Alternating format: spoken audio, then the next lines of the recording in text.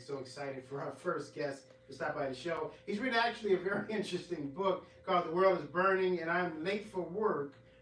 First time on the Sherrod Show, the poet himself, Mr. Christopher D. Soriano Palmo on the Sherrod Show. Welcome, sir. How are you? Yeah, good. I'm good. How about yourself? I'm good. It's great to have you on the show. I really appreciate you giving me a copy of this book. Now, Chris, what is the inspiration behind the book? The world. It is literally sometimes burning, and I still get called into work to cover someone's shift. So it's a collection of poetry. I've written it within the span of like 5 years. I did put the book together within a day. I just thought to myself, you know what? I'm just going to put a book out there, and why not now? Now, is this a romantic poetry or just what a statement poetry? What's the difference? I mean, not necessarily romantic and not necessarily statement. It's more like it could be satirical, it could be funny, but at most time it just deals with a lot of mental health issues, or at least the theme of mental health. Because when you're trying to navigate like what's going on with the world and still having to live like this very mundane daily life around it, that's kind of when we start to question things, and that I feel like the need to express myself in an art form such as like poetry. So now, 5 years ago, you got on this journey of writing this book, you said? Yes, the poems were written within the span of 5 years. Mm-hmm. So for those who read this book, what can they expect to get out of it?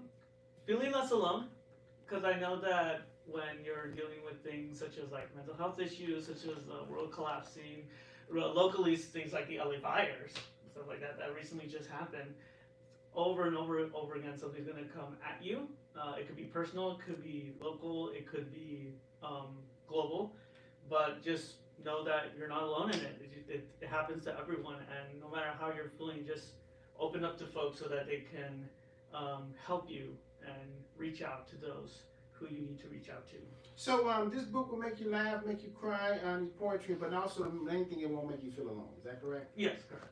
You know, I like this. I like what you do in The World is Burning. It's very timely because, like you said, from what we went through with the LA fires, you know, people still had to go back to work. Mm-hmm. Where you now, I'm sure the audience will be asking, but what do you do for a living? Oh, I'm a bookseller. Of all things, I know. Mm-hmm. I work at Barnes & Noble here in LA County. So. How ironic, huh? How ironic. Now, where's this book available? It's available on, Barnes & Noble. I managed to get it into my store, which was amazing. It's available through your local independent bookstore. Ask them to order you a copy. It's also available through Amazon. I would prefer people support local independent businesses personally, so you could definitely buy it off Amazon, but if you want to buy it through bookshop.org, through your local brick and mortar, that's something that I would, would prefer people to do because, you'd be supporting your local businesses. Now, Chris, so when we talk about the topic of mental health, a lot of people are suffering from it, but it seems more like a taboo topic. You know, a lot of people, they think when you talk about mental health or you have mental health issues, oftentimes people think you're crazy, and that's not necessarily it. But how does one reach out to a good resource to be able to help them with mental health? Because we get inundated with so much stuff that can drive us crazy, but we don't deal with it. So what kind of advice would you give? I mean, don't be afraid to reach out. Don't be afraid to be vulnerable, because that is I've dealt with a lot of mental health issues in my lifetime, or at least personally. I've seen people deal with their own mental health issues, and one of the big inspirations I've had since putting out this book is people telling me, I felt that way too. I have also felt alone and depressed and anxious, and you're right, sometimes like crazy for feeling those things, it feels like they're being gaslit into thinking like, oh, everything's still normal, but everything's clearly not normal. So I just don't want people to hold it all in. If anything, like I said, this book, I want them to feel less alone so that they could actually reach out to the people that they need to reach out to. And I know that it's poetry. It's not like this grand self-help book, published by Penguin Random House, but it's a start for me. And it's something that I hope to grow more into the future as my writing career progresses. Well, I know they're going to definitely support this. It's very good.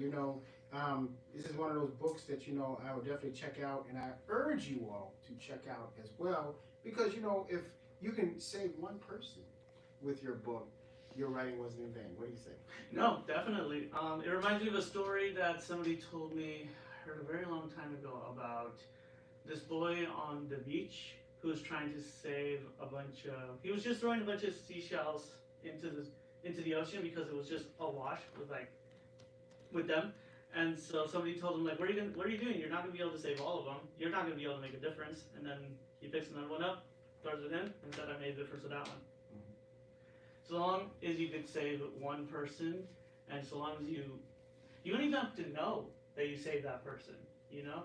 Somebody could still be thinking of you from very, very long time ago, something that you mentioned, said, or did for them. You may never even know who that person is, but you know what? They remember you. You left a legacy of kindness. You were able to help them live, survive, and move on.